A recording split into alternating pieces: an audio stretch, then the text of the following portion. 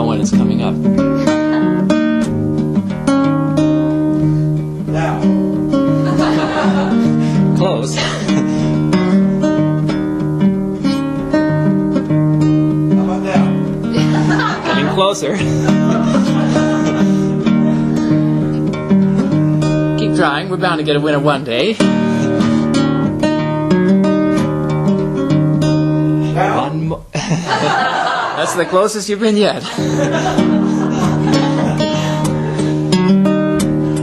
One morning after breakfast, about 11 o'clock, I took a day off from lying in bed and I went to see the doc. I said, Doc, I got a problem.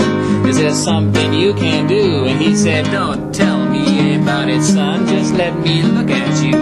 Well, he clucked his tongue reproachfully, pulled out his stethoscope and said, it's probably too late by now, though one can always hope. I said, Doc, what's the matter? Tell me quick, Doc, let me know. Am I dying? Am I about to die? Say that it isn't so. And he said, son, you might as well go back to bed and stop worrying about dying, son. You're already dead. I said, you're crazy, Doc. If I was dead, I couldn't speak. He said, you've got a point there. Let me take another peek. Well, he plugged his stethoscope up right against my heart. But when he bent down to listen, I let slip a mighty fart. He leaped back with a curse. I fell back the other way. We both just stood there gasping till he got the breath to say, I hope that cured you, son, 'cause it nearly did me in. I apologized profusely. I said, Doc, it won't happen again. Well, he pulled out another stethoscope, picked up where we left off. He thumped me 3 times on the back and then told me to cough. He straightened up then rather suddenly, said, this you've got to hear. And he handed me the stethoscope. I put it to my ear. Bad news I was expecting, but I was not prepared to hear someone speaking English. That's your heart, the doc declared. My heart, I said suspiciously, and listened anew. The doc got yet another stethoscope, and he could listen too. He explained, hearts do talk. It's not rare like you probably expect. It's just that mostly no one hears unless there's a rope around their neck. Then all the other voices stop and the hearts can reach the inner ear. I said, please, be quiet, Doc. It's my heart I'm trying to hear. And it said, hey up there, are you home? Can you hear me? I'm down here on the pump, keeping you alive, though not free. I just wanted to check in, so's you know that I'm still here, still working for you, like I've been now for more than 30 years. Non-stop, I might add. I don't know what you do up there, but I plug away down here, and I really don't care.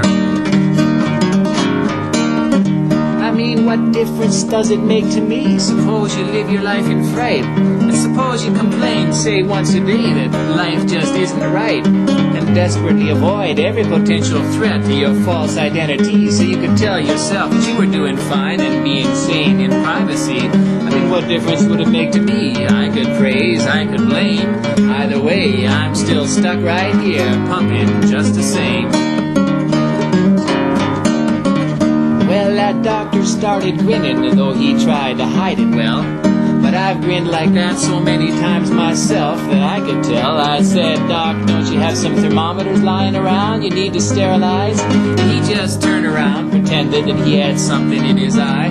Meanwhile, my heart was saying, but I don't mean to bring you down. It's just that every time you get close, that's when you turn around. Well, the doctor, he was still trying hard to stifle his grin, so I released him from my service so that he could laugh again. I said, it's okay, Doc, I don't feel so fragile now. Go ahead and laugh if you want to. And he said, no, that should be enough for now. Then he wrote me 2 prescriptions, pinned one on either sleeve. One said, be here now. The other said, have you ever tried to leave? Then he handed me the office key, showed me the lock, said, takes one to know one. Now you're the dog. You can have this office now, for I must be on my way. There's a rabbi in Jerusalem that's forgotten how to pray. Well, it beats me how these things come to be. One moment there we were, suddenly